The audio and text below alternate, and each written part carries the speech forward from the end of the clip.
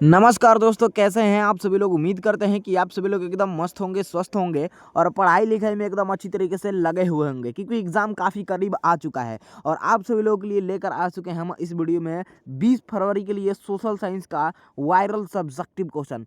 प्यारे साथियों, ये सब्जेक्टिव क्वेश्चन बहुत सारा इंपॉर्टेंट है और इस इंपॉर्टेंट क्वेश्चन को जो है ना पूरा याद कर जाइए, ताकि 20 फरवरी के दिन आपको एग्जाम में थोड़ा सा भी दिक्कत ना हो। यहीं से क्वेश्चन आपका रहने वाला है। बहुत इंपॉर्टेंट क्वेश्चन है, सारा एकदम याद कर जाना है, रट जाना है कैसे भी, ठीक है। चलिए, यहाँ पे प्रश्न देखिएगा। पहला प्रश्न कहता है कि शीत युद्ध के विषय में संक्षिप्त में लिखिए। ठीक है, बहुत जो है ना इंपॉर्टेंट है जी, एकदम टकराएगा आपके परीक्षा में, एकदम सब टकराने वाला क्वेश्चन लेकर आए हैं। वीडियो को शुरू से लेकर अंत तक जरूर देखिएगा। यदि चैनल पर नए हैं तो आपसे रिक्वेस्ट है जी, चैनल को सब्सक्राइब जरूर कर लीजिएगा आप सभी लोग, ठीक है। चलिए, यहाँ पे देखिए, शीत युद्ध के विषय में संक्षिप्त में लिखिए, ठीक है। चलिए, शीत युद्ध पूंजीवाद और साम्यवाद के बीच एक वैचारिक युद्ध था।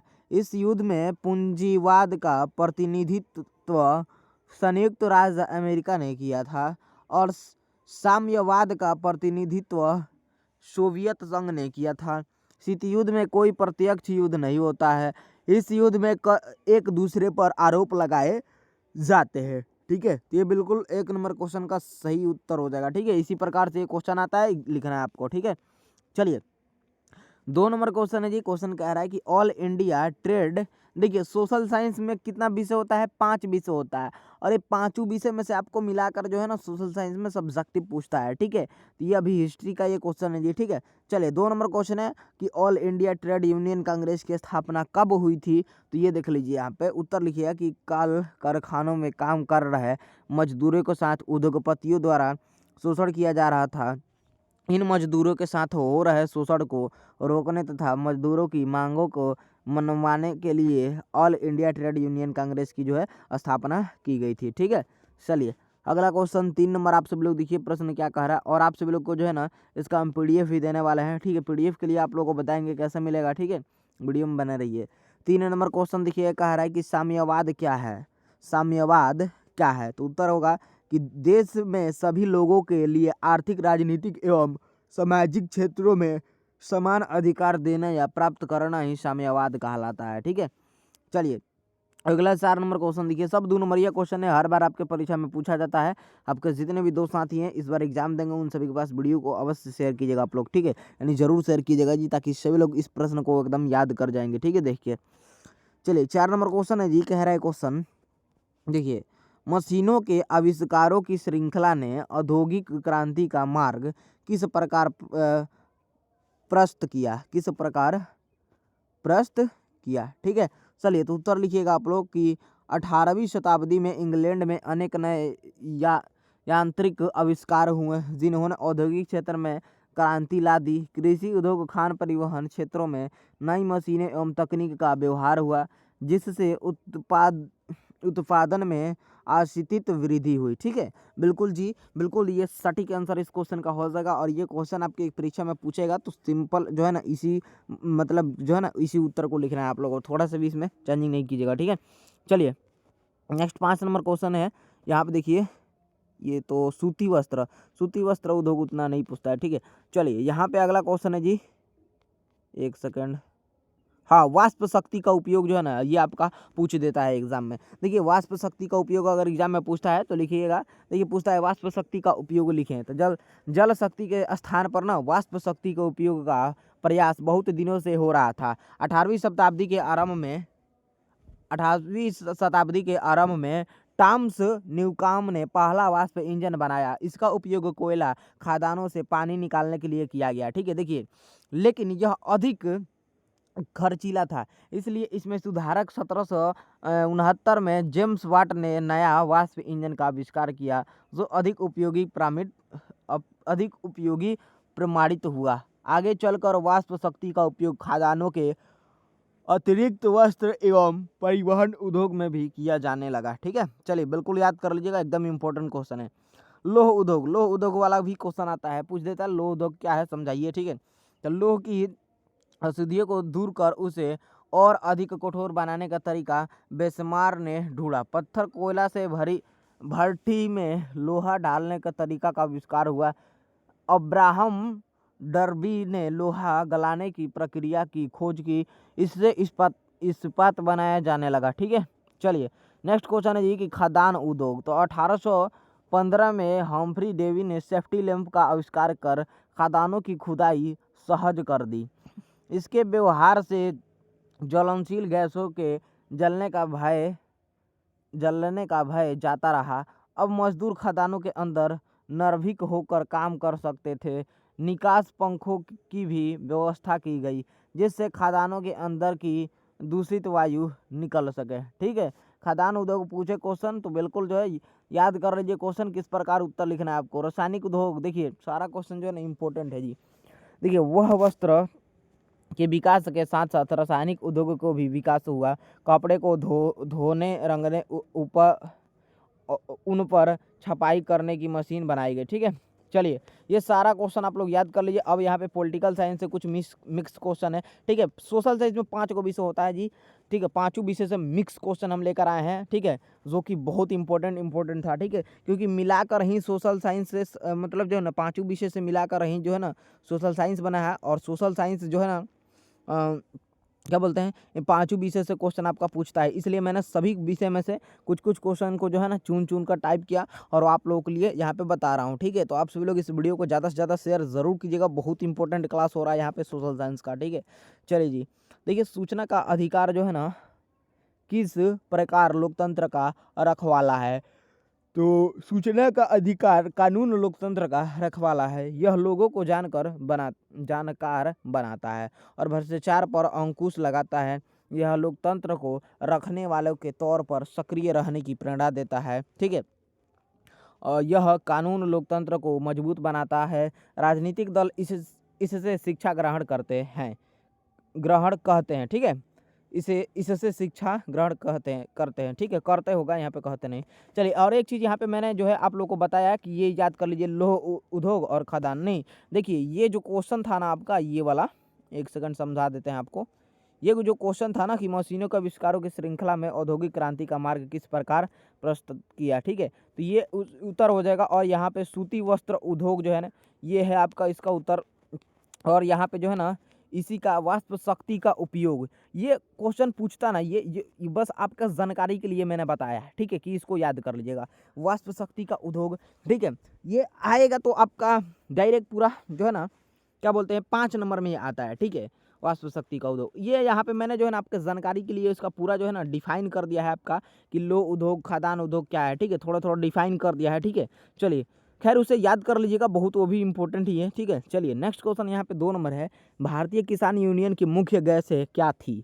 देखिए भारतीय किसान यूनियन की प्रमुख मांगे निम्नलिखित थी। ठीक है, पहला गन्ने की कीमतों पर नियंत्रण, दूसरा किसानों की कर्ज माफी, तीसरा पानी की दरों में कमी। ठीक है, चलिए इसके बाद चौथा जी कि बिजली की दरों में कमी। ठीक है, अगला क्वेश्चन 3 नंबर है प्यारा साथियों, कह रहा है क्वेश्चन संघीय व्यवस्था में न्यायपालिका की भूमिका की विवेचना कीजिए। ठीक है, तो उत्तर लिखिएगा कि विश्व के समस्त प्रकार के शासन प्रणाली में न्यायपालिका की भूमिका महत्वपूर्ण होती है, लेकिन संघीय व्यवस्था में न्यायपालिका का दायित्व और भी अधिक बढ़ जाती है। तो बिल्कुल याद कीजिए, संघीय व्यवस्था में न्यायपालिका की भूमिका की विवेचना कीजिए। तो बिल्कुल विवेचना आप लोग को कर देना है और 2 नंबर एग्जामिनर से पा लेना है। ठीक है, चलिए जी, और यहाँ पे ये थोड़ा लिख दीजिएगा कि संघीय व्यवस्था में न्यायपालिका के पास शक्ति के विभाजन के संबंध की व्याख्या करने की शक्ति होती है और सर्वोच्च न्यायालय और उच्च न्यायालय के पास केंद्र और राज्य सरकार के बीच विवाह सुलझाने की शक्ति होती है। इतना लिखिएगा तब मिलेगा। ठीक है, ये इतना नहीं बल्कि इतना पूरा लिखना होगा। ठीक है, तो इसको पूरा याद कर लीजिए। ठीक है, चलिए और इसका पीडीएफ भी हम आप लोगों को बता देंगे कि कैसे मिलेगा जी। ठीक है, और यहाँ से अब आपका इकोनॉमिक्स से क्वेश्चन स्टार्ट हो जाता है। ठीक है, सभी से क्वेश्चन से, सभी चैप्टर से, सभी सब्जेक्ट से जो है ना सोशल साइंस में हम मिक्स क्वेश्चन लेकर आए हैं ताकि आपको कहीं भी दिक्कत ना हो। ठीक है, चलिए और एक चीज़ अभी बता देते हैं जी कि इसका पीडीएफ आप लोग, जैसे मैंने बोला शुरू में कि कैसे मिलेगा पीडीएफ, जो लोग इसका लेना चाहते हैं वो लोग व्हाट्सएप ग्रुप से हमारे जुड़ जाइए। वीडियो के डिस्क्रिप्शन बॉक्स में आप सभी लोगों को जो है ना व्हाट्सएप ग्रुप का लिंक मिल जाएगा। लिंक पे क्लिक करके आप सभी बच्चे और बच्चियाँ जो है व्हाट्सएप ग्रुप से जुड़ जाइए ताकि आप लोगों को जो है ना पीडीएफ भी मिल जाए और फाइनल एग्जाम में भी आपको बहुत ज़्यादा हेल्प मिले व्हाट्सएप ग्रुप से। ठीक है, क्योंकि व्हाट्सएप ग्रुप में वायरल क्वेश्चन पेपर भी मिलेगा। ठीक है, चलिए सब लोग ज्वाइन कर लीजिए, ग्रुप का लिंक वीडियो को डिस्क्रिप्शन बॉक्स में दिया गया है ऑलरेडी। ठीक है, चलिए नेक्स्ट है वैश्वीकरण के 4 सकारात्मक प्रभाव बताइए। तो उत्तर लिखिएगा वैश्वीकरण के 4 सकारात्मक प्रभाव इस प्रकार हैं। ठीक है, देखिएगा। पहला, नए नए रोजगार का सृजन हुआ। दूसरा, नए नए बाजारों का विकास भी हुआ। ठीक है, चलिए इसके बाद यहाँ पे तीसरा कि भारतीय उद्योगों में विदेशी निवेश भी होने लगा। चौथा कि विश्व के अन्य क्षेत्रों की दूरी कम हो गई। ठीक है, चलिए जी अगला क्वेश्चन आ जाता है। क्वेश्चन कह रहा है, एक सेकेंड, हाँ ये रहा क्वेश्चन। महिला सशक्तिकरण में स्वयं सहायता समूह की क्या भूमिका है। तो उत्तर हुआ कि स्वयं सहायता समूह वास्तव में ग्रामीण क्षेत्र में 15-20 व्यक्तियों, खासकर महिलाओं का एक अनौपचारिक समूह होता है जो अपनी बचत तथा बैंकों से लघु ऋण लेकर अपने सदस्यों के पारिवारिक जरूरतों को पूरा करते हैं और विकास गतिविधियां चलाकर गांवों का विकास और महिला शक्तिकरण में योगदान करते हैं। ठीक है जी, चलिए अगला क्वेश्चन यहाँ पे है जी। अगला क्वेश्चन कहता है, प्रश्न कह रहा है कि उपभोक्ता संरक्षण अधिनियम के तहत उपभोक्ताओं को दिए गए अधिकारों की चर्चा कर देना है। और ये क्वेश्चन एकदम एग्जाम में पूछा जाता है, बहुत इंपॉर्टेंट है, एकदम याद कर लीजिएगा। देखिएगा, उपभोक्ता के निम्नलिखित अधिकार हैं। देखिए, पहला सुरक्षा का अधिकार।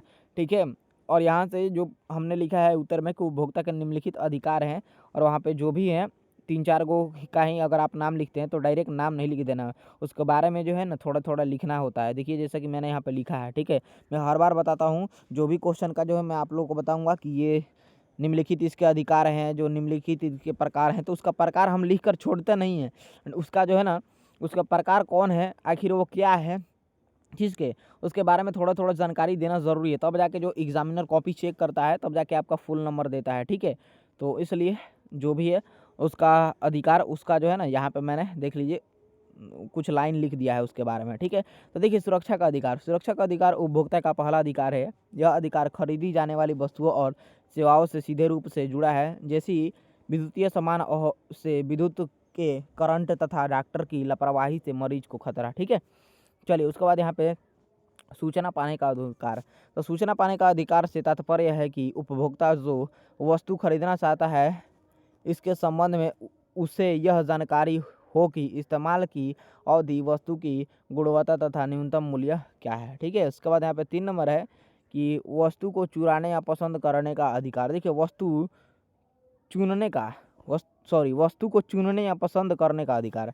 तो वस्तु चुनने का अधिकार से तात्पर्य है कि वस्तु खरीदने के पूर्व वस्तु की उत्तमता, गुण आदि को जान समझकर जिसे चाहे चुने और खरीदे। विक्रेता उस पर कोई दबाव नहीं डालेगा और ना गलत सूचना देगा। ठीक है, चलिए इसके बाद यहाँ पे बस ये प्रकार तो बहुत है जी, मैंने बोला निम्नलिखित प्रकार है, 3 गो लिख देंगे तो आराम से मिल जाएगा नंबर। ठीक है, ये आप लोग प्रकार इसे देख लीजिएगा।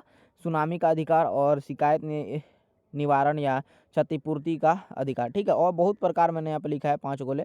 ठीक है, और भूगोल से अब यहाँ से क्वेश्चन स्टार्ट हो जाता है, देख लीजिए भूगोल से भी क्वेश्चन। ठीक है, क्वेश्चन है जी, तापीय प्रदूषण को परिभाषित करें।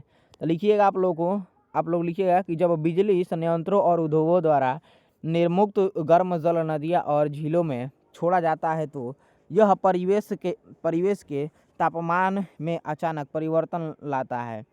इसे ही तापीय प्रदूषण कहते हैं। यह जलीय जीवों पर जो है ना प्रतिकूल प्रभाव डालता है। ठीक है, चलिए नेक्स्ट क्वेश्चन है जी, मैंग्रोव वन की विशेषता लिखिए। उत्तर लिखिएगा, मैंग्रोव वन की विशेषता निम्न है। पहला, ऑक्सीजन के निम्न स्तर के प्रति अनुकूल।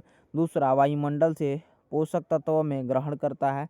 और यहाँ पे तीसरा है जी, नमक का सेवन सीमित करता है। चौथा है कि पानी के हानि को सीमित करता है। ठीक है, तो सारा याद कर दीजिए एकदम। इसके बाद नेक्स्ट है कि झारखंड के 2 कोयला क्षेत्रों का नाम लिखिए। तो सिंपली आपको उत्तर लिखना है कि झारखंड के 2 कोयला क्षेत्र निम्न हैं। पहला धनबाद और दूसरा झरिया है जी। ठीक है, चलिए 4 नंबर क्वेश्चन है, जलोढ़ मृदा की विशेषताओं का एक संक्षिप्त विवरण दीजिए। तो उत्तर लिखिएगा, जलोढ़ मृदा की विशेषताएं इस प्रकार हैं। इसमें पहला, इसमें पोटास, फास्फोरस और चूना की मात्रा भरपूर होती है जो उपज के लिए ना लाभदायक होते हैं। ठीक है, दूसरा है यह मिट्टी हर वर्ष नया हो जाता है। तीसरा है कि यह अधिकार उपजाऊ होती है। ठीक है, इसी प्रकार यहाँ पे 4 नंबर है कि इस मिट्टी पर गहन कृषि की जाती है। 5वां है यह हिमालय के प्रमुख नदी गंगा, सिंधु एवं ब्रह्मपुत्र द्वारा निर्मित होती है। 6वां है जी कि इसका भारत में विस्तार अधिक क्षेत्रों में है। 7वां है कि यह खाद्य फसल के लिए लाभदायक होती है। चलिए यहाँ पे अब आपदा प्रबंधन से क्वेश्चन देख लीजिए। पांचों मैंने बोला ना, पांचों विषय से पूरा सोशल साइंस का मिक्स क्वेश्चन लाए हैं, पूरा रट कर याद कर दीजिए। आपदा प्रबंधन से यहाँ पे क्वेश्चन है। क्वेश्चन पूछता है ये वाला एग्जाम में, बांध एवं तटबंध में क्या अंतर है। तो देखिएगा, एक तरह मैंने बांध डाल दिया है और एक तरह तटबंध। ठीक है, तो यहाँ पे देखिए अंतर मैंने लिखा है। पहला है बांध में कि बांध नदी की दिशा में लंबवत होती है और तटबंध नदी के सुरक्षित दूरी पर नदी के समांतर होती है और बांध का रख रखाव हमेशा किया जाता है और तटबंध इसका रख रखाव बाढ़ के बाद और बाढ़ के पहले होता है।